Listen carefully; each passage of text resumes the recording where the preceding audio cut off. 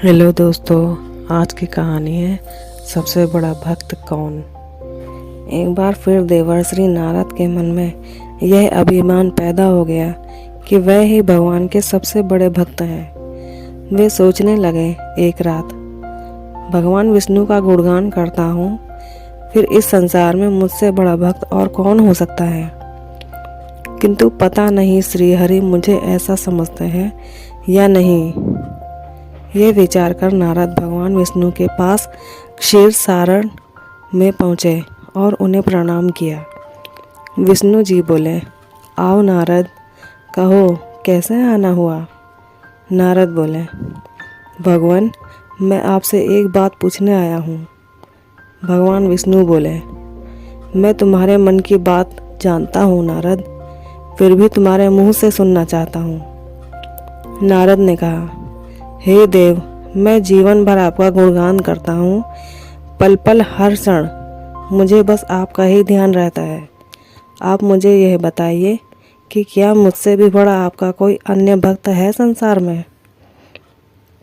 भगवान विष्णु समझ तो पहले ही गए थे।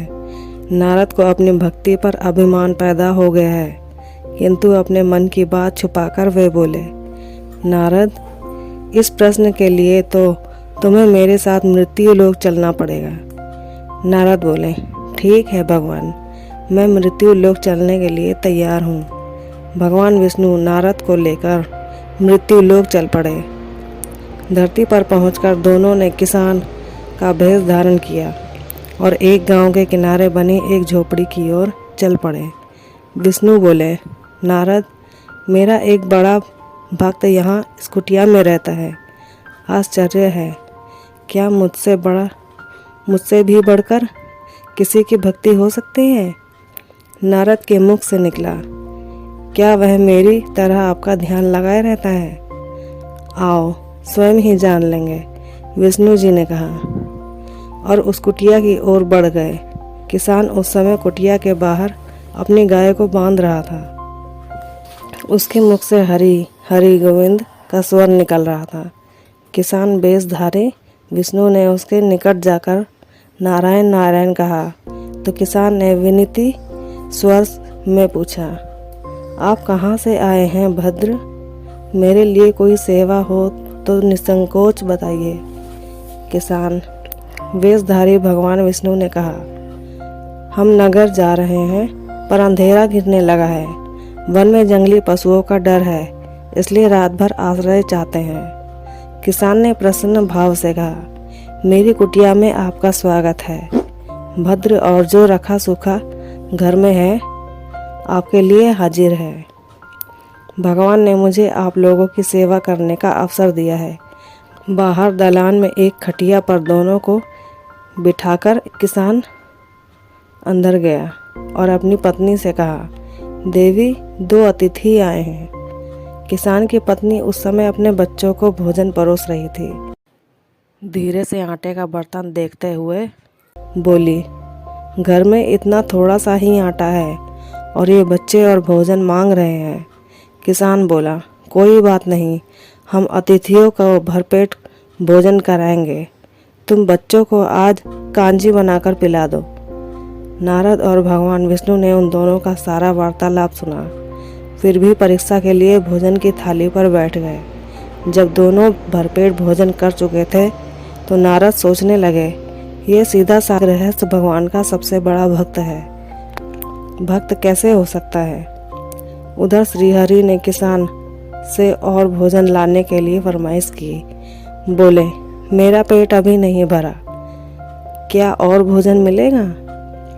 किसान रसोई घर में गया और जाकर अपनी पत्नी से पूछा, कुछ और भोजन बचा है क्या। पत्नी बोली, बच्चों के लिए कांजी बनाई है, बस वही शेष है। विष्णु और नारद वह भी पी गए। किसान और उसके परिवार को भूखे ही सोना पड़ा। भूखे बच्चे का माँ का आंचल थाम कर कह उठे, माँ नींद नहीं आ रही, मुझे बड़े जोर से भूख लगी है। पिताजी ने उन अतिथियों को कांजी भी क्यों पिला दी। किसान ने बच्चों के सर पर हाथ फेरते हुए कहा, अतिथियों को भोजन कराना स्वयं विष्णु भगवान को भोग लगाने के समान है बेटा। बाहर दालान में दोनों अतिथि अलग अलग बिस्तरों में लेटे हुए थे।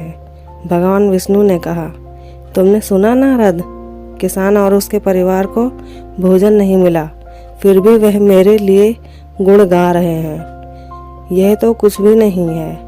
मैंने तो कई कई दिनों तक भूखे रहकर आपका स्मरण किया है। अगले दिन सुबह उन्होंने देखा कि भगवान विष्णु की मूर्ति के सामने कह रहा था, गोविंद हरि हरि, तुम सदा मेरे मन में बसे रहो, बस मुझको कुछ और नहीं चाहिए। फिर दोनों अतिथियों से बोला, हरि की बड़ी कृपा है, वही जग का रखवाला है। प्रभु की दया से रात को कोई कष्ट तो नहीं हुआ। जब तक आपका जी चाहे तब तक आप दोनों यहाँ रह सकते हैं। मैं खेत पर जा रहा हूँ। किसान वेशधारी श्रीहर बोले, हम भी तुम्हारे साथ चलेंगे यदि तुम्हें कोई आपत्ति ना हो तो। नारद और विष्णु भगवान किसान के साथ उसके खेत पर गए। किसान बोला, यही है अपना खेत, अब मैं अपना काम करूँगा। गोविंद हरि हरि। नारद बोले, तुम तो सत्पुरुष हो, भगवान के बड़े भक्त हो, हर घड़ी उनका नाम लेते रहते हो। किसान बोला, अरे कहाँ, काम से जब भी थोड़ा बहुत समय मिलता है तभी उनका नाम लेता हूँ। नारद ने पूछा, कब कब मिलता है समय? किसान ने बोला, सुबह उठता हूँ, तब रात को सोता हूँ, तब और दिन में जब भी काम से समय मिल जाए। ओह समझा, नारद के मुख से निकला। दोनों जब किसान से विदा लेकर चले तो नारद ने व्यंग्यात्मक स्वर में कहा, आपको सुना भगवान, वह सुबह शाम 2 बार ही आपका स्मरण करता है, जबकि मैं हर समय ध्यान करता हूँ, फिर भी आप उसे महान भक्त बताते हैं। नारद की बात सुनकर श्रीहरि चुप रहे, किंतु मन ही मन उन्होंने कहा, कारण भी जान जाओगे नारद। विष्णु ने एक कलश को तेल से लबालब भरकर नारद को दे दिया और बोले, नारद, इसे सिर पर रखकर बिना हाथ लगाए सामने वाली पहाड़ी तक ले चलो। ध्यान रहे इस कलश में रखे तेल की एक बूंद भी जमीन पर ना गिरने पाए। नारद बोले, यह कार्य सहज तो नहीं है। यह कहकर नारद ने कलश सिर पर रख लिया और पहाड़ी की ओर चल दिए। नारद पहाड़ी तक गए और लौट आए। विष्णु बोले, लौट आए नारद, ठीक है, अब यह बताओ कि इतनी दूरी जाने और आने में तुम्हें कितनी बार मेरा स्मरण किया है? नारद बोले, एक बार भी नहीं भगवान, करता भी कैसे, मेरा सारा ध्यान तो तेल और कलश की तरफ लगा हुआ था। श्री हरि बोले, तब तुम ही सोचो, वह किसान दिन भर कठिन परिश्रम करता है, फिर भी 2-4 बार मेरा स्मरण जरूर करता है, और तुम एक बार भी मेरा स्मरण नहीं कर पाए। विष्णु की बात सुनकर नारद के अंतरचक्षु खुल गए। वह श्रीहरि के चरणों में गिरकर बोले, मान गया प्रभु, जो संसार के झंझटों में रहकर भी आपका स्मरण करते हैं, वे ही सबसे बड़े भक्त होते हैं। अगर आपको हमारा वीडियो अच्छा लगा तो लाइक करें, शेयर करें और हमारे चैनल को सब्सक्राइब करें और कमेंट करके बताएं कि आपको हमारी कहानी कैसी लगी। धन्यवाद।